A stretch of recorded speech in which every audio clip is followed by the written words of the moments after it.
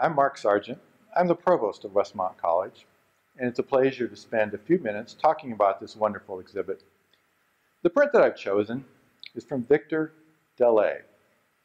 What's interesting about it to me is that it is a treatment of a very ancient theme, the war in heaven, which we read about in the book of Revelation and in John Milton's Paradise Lost and in many other classics.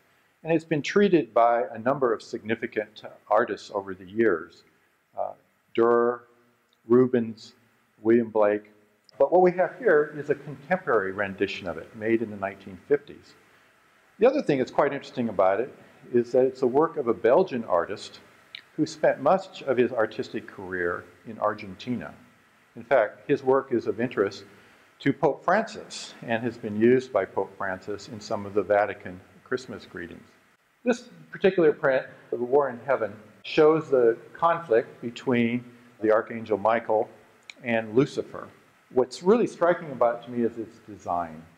You have the wings, which serve as part of the figures, but in a very significant way are really part of the backdrop to the central figures. And unlike many other previous renditions of this topic, Lucifer is presented in very human terms. In fact, the two figures with their wings make a unity of sorts. You have a black and white contrast here, but they are sort of blended together. You can see even some shading in the wings that emphasizes dark tones that makes the figures blend together into a common struggle.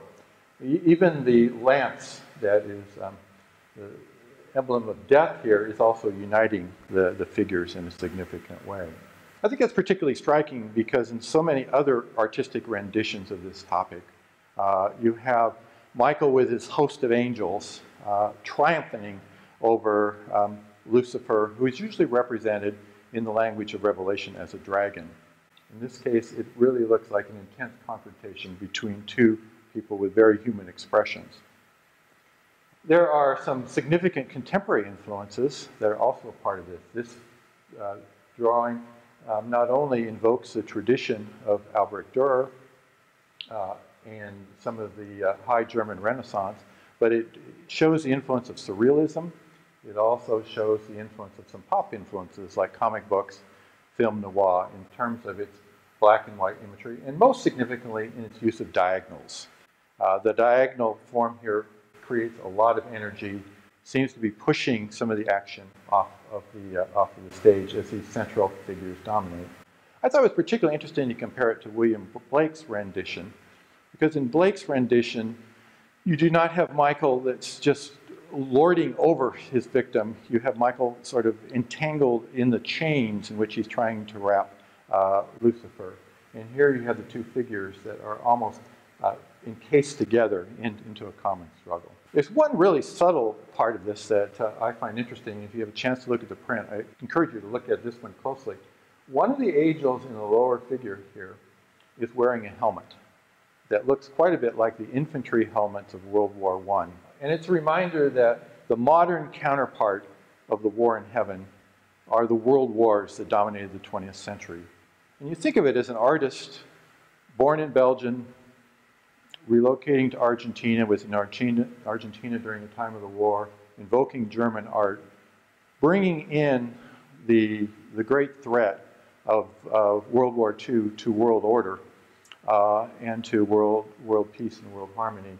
That's really the modern counterpart for this great colossal metaphysical struggle that's here.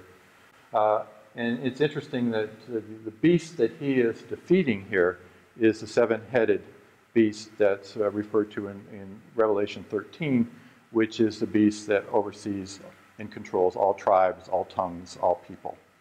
So you have here a work that is dramatic, engaging, one that invokes some of the drama that you see in the German Renaissance, as well as some of the extremes that you see in modern comic books and film noir, but also something that invokes a little bit of contemporary history with a touch of irony. Fascinating work, one of the many fascinating works in this collection.